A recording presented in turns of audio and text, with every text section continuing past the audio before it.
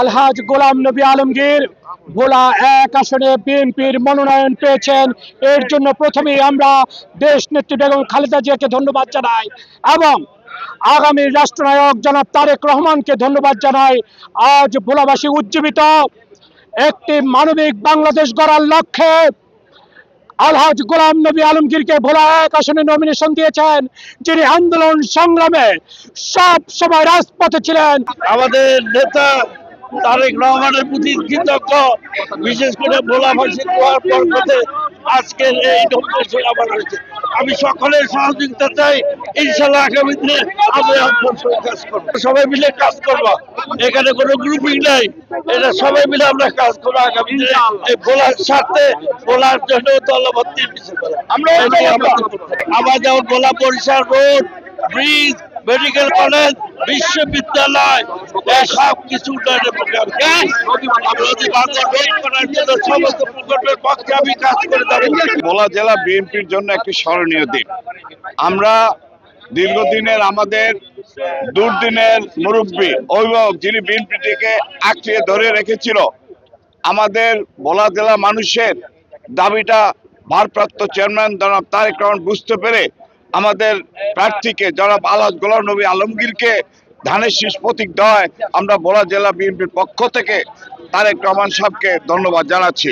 পাশাপাশি আজকে দলমত নির্বিশেষে শুধু বিএনপি না, ভোলা জেলার সর্বস্তরের, ভোলা সদরের বিশেষ করে সর্বস্তরের লোকগুলি আজকে তাকে বরণ করার জন্য আমরা এই ইলিশা ফেরিঘাটে এসেছি। আজকে ভোলার যে মুরব্বী আমাদের গোলাম নবী আলমগীর নমিনেশন পেয়েছে, এই জন্য ধানের পক্ষ থেকে, ভোলা জেলা বিএনপির পক্ষ থেকে তারেক রহমান, বেগম জিয়া, স্থায়ী কমিটির সদস্যগণ এবং মির্জা ফখরুল আলমগীরকে আমরা আমাদের ভোলা জেলার পক্ষ থেকে তাকে ধন্যবাদ দিচ্ছি যে আমাদের দাবি তারা বুঝে আজকে গোলাম নবী আলমগীর হাতে আমার ধানের শীষটা দিয়েছে।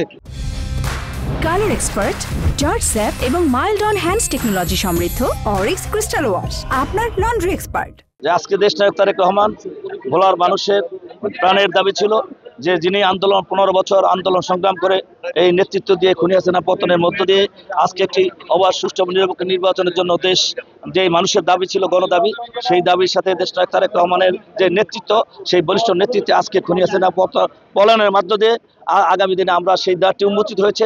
আগামী ফেব্রুয়ারিতে জাতীয় সংসদ নির্বাচন হবে, সেই নির্বাচনে ভোলা 1 আসন থেকে দেশ নায়ক তারেক রহমান যে ভোলার মানুষের প্রাণের দাবি আলহাজ গোলাম নবী আলমগীরকে মনোনয়ন দিয়েছেন।